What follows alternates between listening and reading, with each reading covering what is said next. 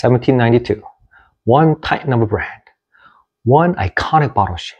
Yet, two distinctive flavors. Which one is better? Let's find out.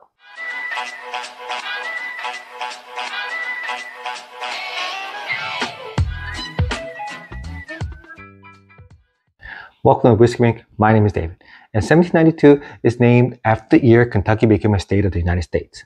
Acknowledgement to the importance of the bluegrass state as the birthplace of bourbon.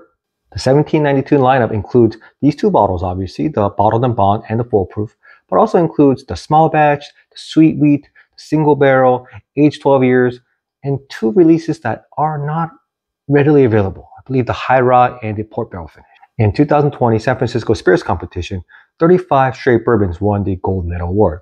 And out of the 35, the 1792 Bottled and Bond won the best of the category, which made it really popular and really hard to find. And in the same year, the 1792 Full Proof was named the World Whiskey of the Year in Jim Murray's Whiskey Bible, which made all of 1792 impossible to find except for the small bag. But in the second half of 2023, the allocation for these two bottles seemed to get a lot better and a lot easier to find. Currently, I believe there are some available online right now in my liquor stores in my area. So I thought it's a good time to actually do a review of these two bottles and see if I could only buy one, which one I'll buy. Basically, which one is better.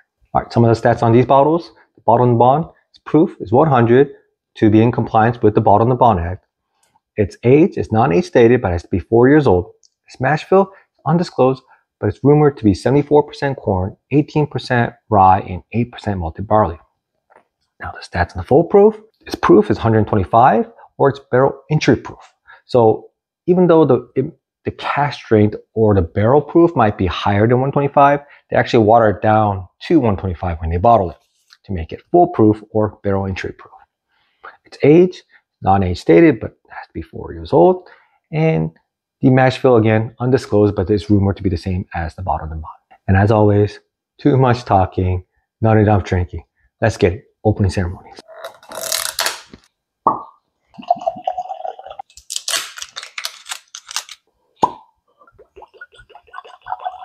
All right, I'm gonna let this open up for a couple minutes. I'll be right back. All right, I'm back. Now on to the experience. Oh, before I get there, let me address one thing. So both of these are single barrels. The reason is because it's rumored that both of the bottles in the San Francisco Spirits Competition and in the Jim Murray's Whiskey Bible was that they're all single barrels. So they sent their best single barrels to those competitions. Now, are these the same single barrels? Of course not.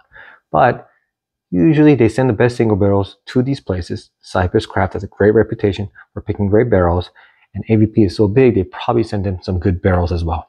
So I wanted to get something that was close to those ones that they sent to the competitions, and I decided that the single barrels were the best representation.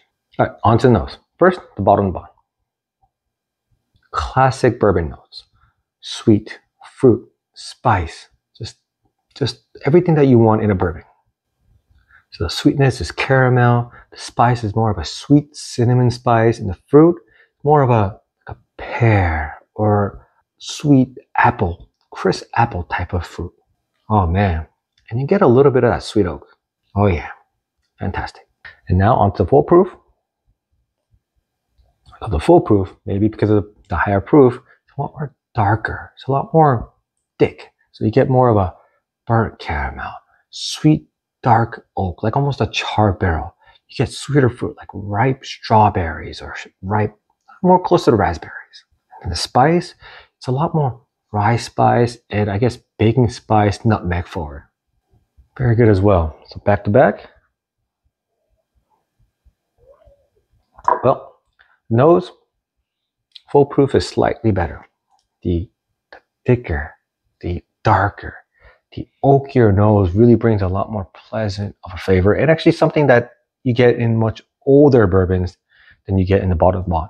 Bottled and Bond, classic, fresh, sweet, spice, but this just gives you that warmth as if you're like in the front of a fireplace. So, nose, full proof, taste it by hair. If you're enjoying this content and if you push that like button, I'll be very grateful. Also, if you could subscribe, that would also be wonderful. All right, on to my favorite part, the drinking. Fire in the hole, Bottled and Bond. Same thing as the nose. classic bourbon notes. Caramel.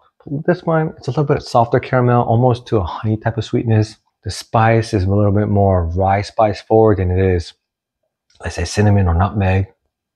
And you get a lot of vanilla.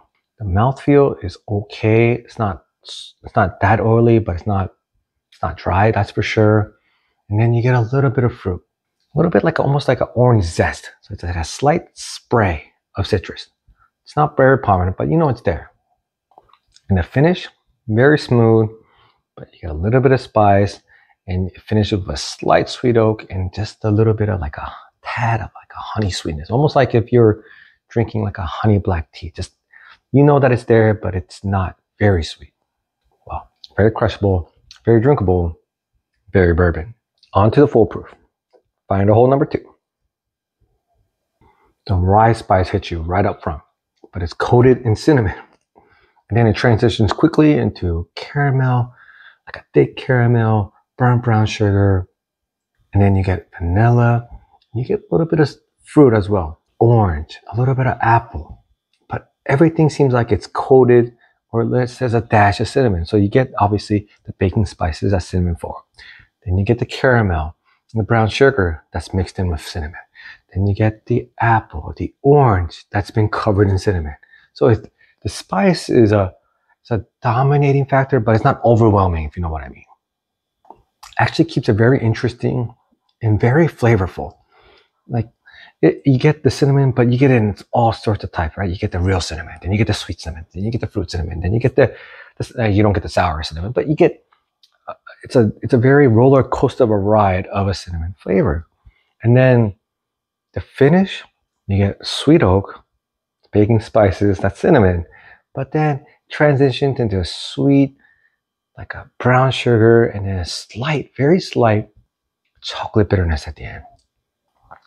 And the more I drink it, the more I get used to the cinnamon, the more the sweetness comes out, the more the fruit comes out, the more it gets complex, and it's kind of balanced. It's kind of, wow, it's very interesting that my first sip compared to my 4th and 5th sip now really has transitioned a lot into from cinnamon dominance to more of a spectrum of spices and sweet and fruit.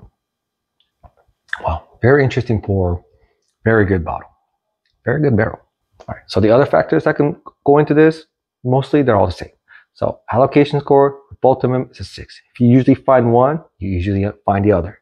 And they're both not easy to find. So that's why I give it a 6. You do have to do some hunting. You still have to look for them. But in, like, let's say 2021, 2022, I probably would have gave it like a 3 or maybe even a 4. They were really hard to find. You had to do a lot of hunting. You even had to ask for favors just to try to find these bottles.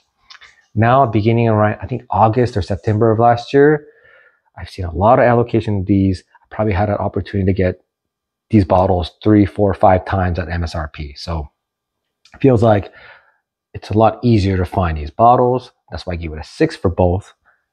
For style points, they're both an 8. They're both still iconic. Like I said, the bottle design is still something that people know what it is. And because of the award that it won in 2020, that people still want to try these and still like these, especially for the price. Both are about $50. I got both of these at $50. I believe they range anywhere between $40 to $60, depending on the store and the barrel that you get. But here in Southern California, they're around $50 each. All right, with all that combined, my final verdict, I could only buy one. Which would I buy? It's actually kind of easy. It's the foolproof. What did it for me was obviously the palate. The experience difference between the first sip to the 5th sip.